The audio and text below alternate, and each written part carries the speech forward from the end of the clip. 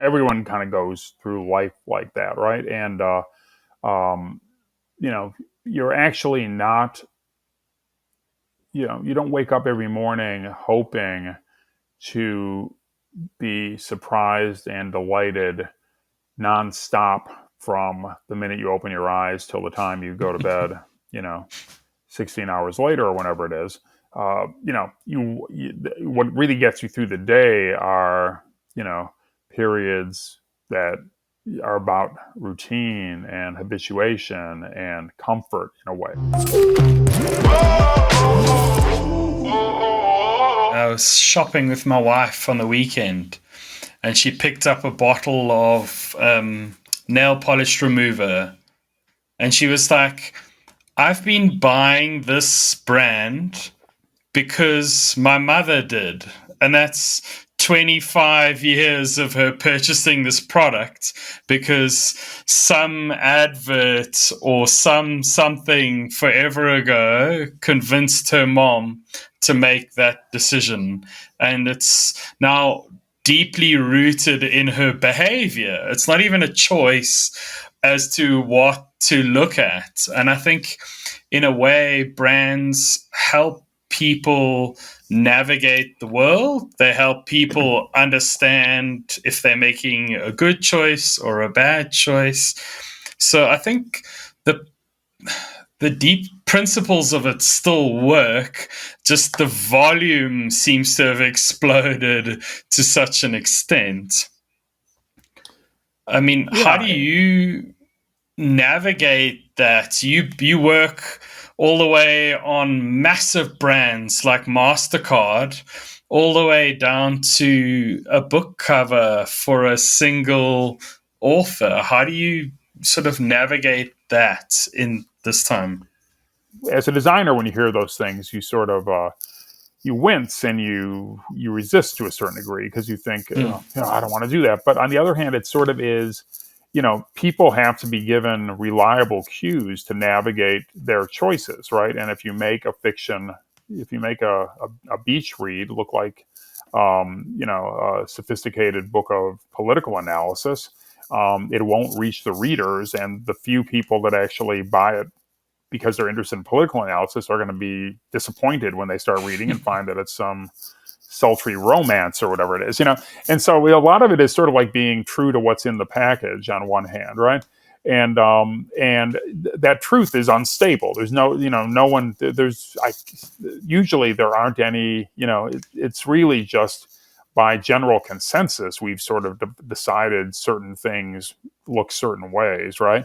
Sometimes they're dictated by function, but a lot of times they're nearly arbitrary. And to me, sort of like the highest state that a design can get is when, I can look at I'll be moving things around on my shelf, or it'll even something will pop up online, and it'll be a book that I really loved as a teenager, and I may not have really looked at that cover for decades. Then suddenly I see it, and it's like hearing a forgotten but familiar song. It'll like really have that sort of impact on me, and to create something, to create a work of art, one, the book itself, but to create a signifier for it in the form of the cover is, and to have that effect on people, have it move them, have it break their heart.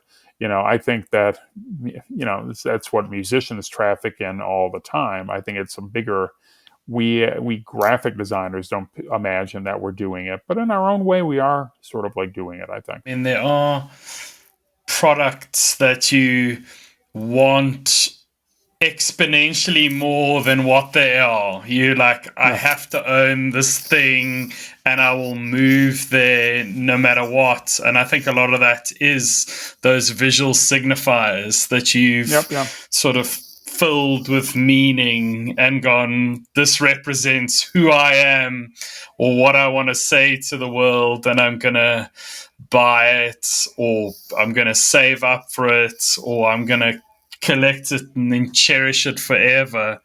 And I think design and branding are some of the tools that bring that to life.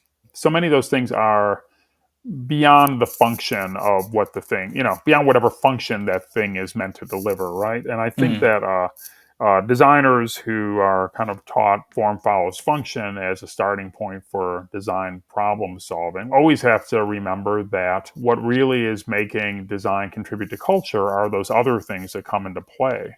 You're in a shop with your wife and she's picking out some nail polish remover, and there's something about that package, that name, the way the bottle feels in her hand, the way that probably the way the stuff smells, the way that the way she's accustomed to dispensing it and rubbing it on her nails. All of those things are all part of some familiar ritual, if you will, or at least habit that she has with that stuff.